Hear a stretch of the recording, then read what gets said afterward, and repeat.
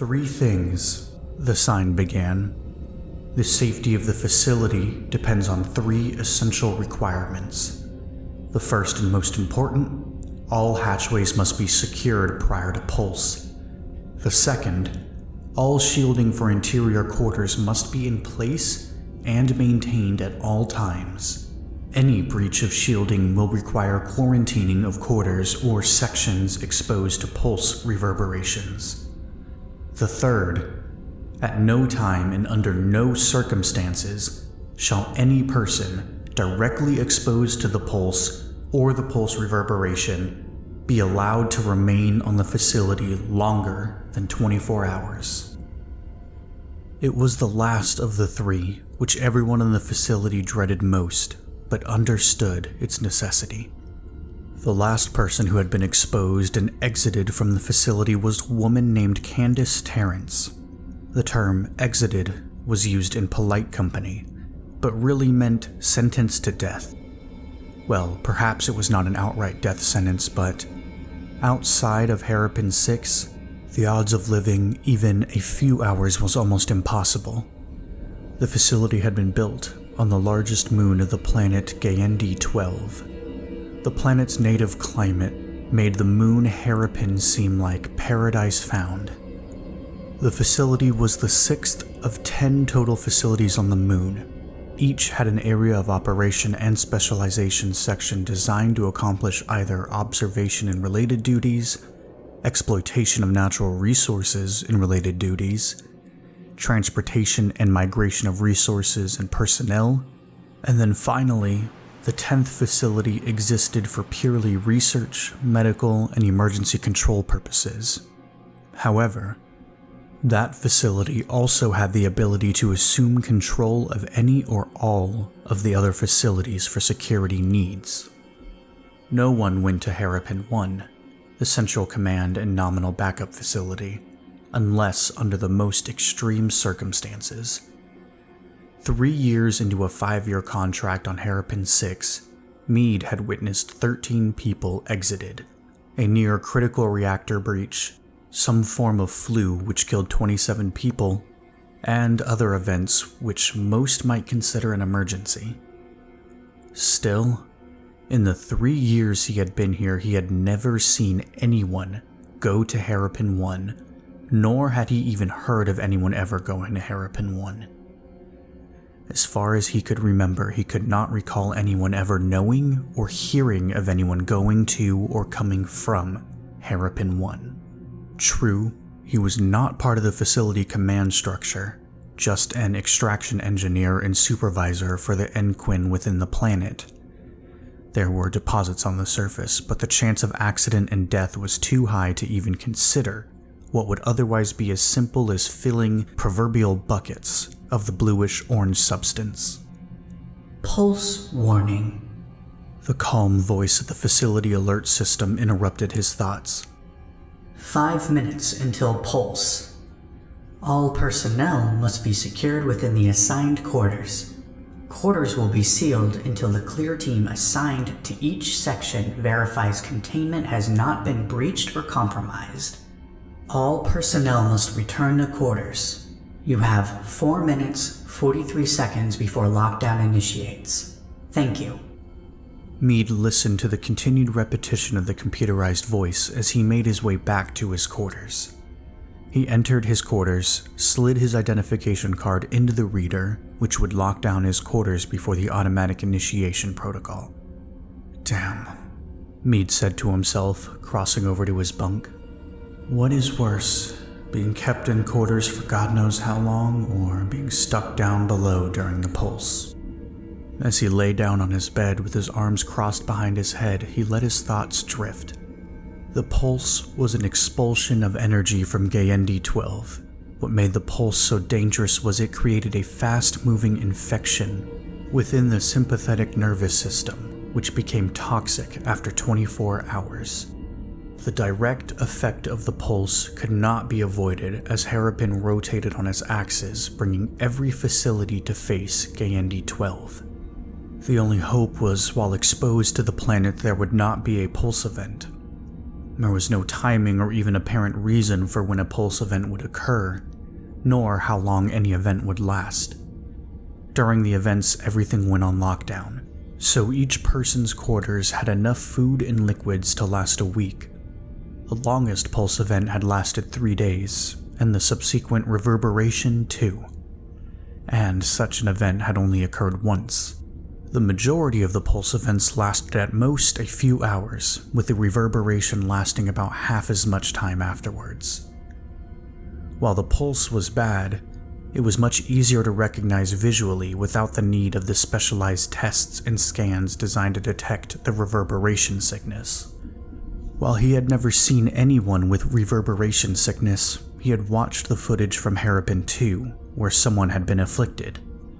They were never clear on how the scanners had missed the affliction, but the facility was the second on Harrapin, and not all of the protocols in place now had been developed. What he remembered of the footage shown during his safety protocol training was disturbing. The person afflicted had seemed perfectly normal with none of the pulse telltale signs.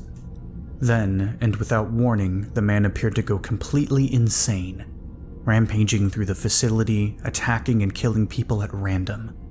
As there were no true security teams on the facility, the command staff and a few others had tried to capture and kill the man themselves. He seemed to not feel pain, and after what should have been debilitating assaults against his person, he continued unfazed. The final portion of the video showed the man, a technician, gaining access to the facility's central control. He blew every hatch on the facility, killing everyone.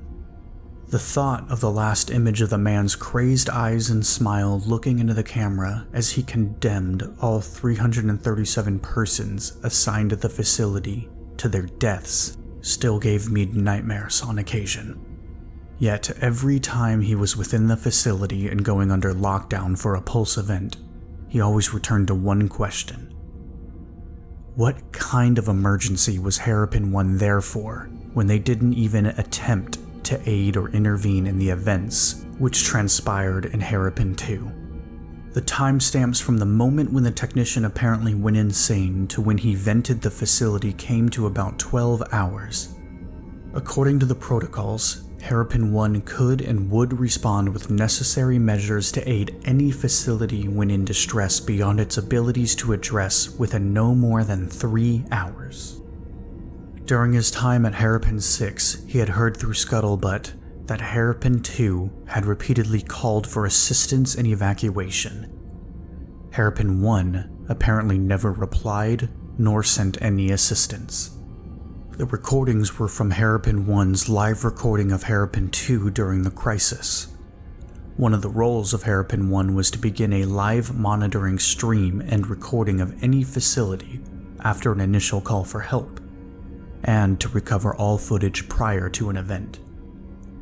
Every facility was required to maintain up to 72 hours of video and audio records. The footage from the time of the official distress call was viewed in real time, and at any time Harrapin 1, even then, could have overrode local facility controls and locked out anyone from accessing them. Yet, watching the footage at the end, it was clear the technician had been at the central control console and was attempting what almost 2 minutes later became obvious: the venting of the facility. Part of the live recording also sent real-time interactions with the facility in distress. What was being accessed and by who? Harrapin 1 knew what the technician was doing and could have stopped him by locking him out. They could have initiated an oxygen control drop to render everyone in the facility unconscious, which was the protocol in case of reverberation affliction. As Meade lay there thinking about the things he would never have answers to, he heard the notification system of the facility click. Thankfully, this had been a very quick pulse and reverberation event. Then he heard an entirely new voice over the intercoms. It was a man's voice, an unfamiliar voice. Attention, personnel of Harrapin 6. Attention. A critical shielding breach has been detected during reverberation. All quarters and personnel will remain in place until clean teams, from Harrapin 1 have secured the facility. All personnel are to run an SS-1 protocol for internal quarters shielding analysis. All personnel are required to run the protocol. Any failure to run the protocol will be determined a breach event. You have 5 minutes to begin. The voice went silent as the comms were clicked off, and Mead's blood ran cold. Mead rushed over to the reader on the console and used his identification card to activate the user interface. He scrolled through the options until he found the SHIELD security protocols. SS-1 was the only protocol both highlighted and colored red. Clicking on the protocol, a new screen appeared, which required him to place his eye in front of the security reader above. The retinal scan would verify his identity, appropriate location, and transmit the information as to his status medically regarding both the pulse sickness and the reverberation affliction. The scan swept up, then down, and then left to right, and finally settled on the center of his eye before expanding the scan to take in his entire open eye, and then shutting off. Mead waited for the next screen, which would allow him to begin the protocol. After 10 seconds, nothing occurred, and he pressed the selection again, but this time a warning message appeared. Access will lock out in 30 seconds if authorized user Anthony Mead does not verify identification. He stared for a second and then clicked on the retinal scan for verification. Nothing happened. He pressed the retinal identification scan activation again and still nothing happened. He began to panic when he heard the console begin a verbal 10-second countdown till lockout. Reaching down, he clicked on the security communication tab, frantically attempting to make his situation known. The voice on the console reached 1 second and then announced terminal lockout.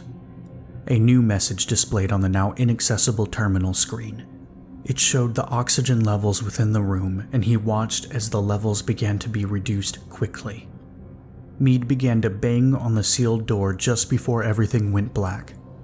While the oxygen levels had dropped, another chemical agent was introduced, ensuring he would be unconscious within seconds. The clean team entered Mead's section and saw every light outside of the individual quarters were flashing red. The red flashing indicated that a breach event had occurred. It also alerted the clean teams to the status of the room occupants as being unconscious and accessible for removal. The 10-person team entered each room, recovering the unconscious person, securing them, and then removing them to the exiting platform area. 32 people were housed in this section, and Mead's room was the very last to be entered. Mead's unconscious body was lifted onto a transport gurney where he was secured. As he was taken to the exit platform, the team entered into his room, gathering all belongings and any signs the room had been previously occupied. The belongings were sent to the inventory section where they would be disposed of after being logged. Incineration of all belongings of those afflicted with reverberation sickness was protocol. Mead, along with 127 other people, were placed naked on the platform. The woman in charge of the Harrapin 1 teams acknowledged all afflicted persons were accounted for and engaged the containment wall around the platform. Once the wall was fully in place, she entered her code and verification of exit. The platform began to rise through the opening above and was sealed as it locked into place outside of the facility. As the walls began to slowly drop, the unconscious bodies slammed against them and began to whip around in a circle as the high winds entered into the opening that the receding wall was making. When the last of the bodies had blown off of the platform, the walls lifted back into place and the final cleaning protocol was initiated.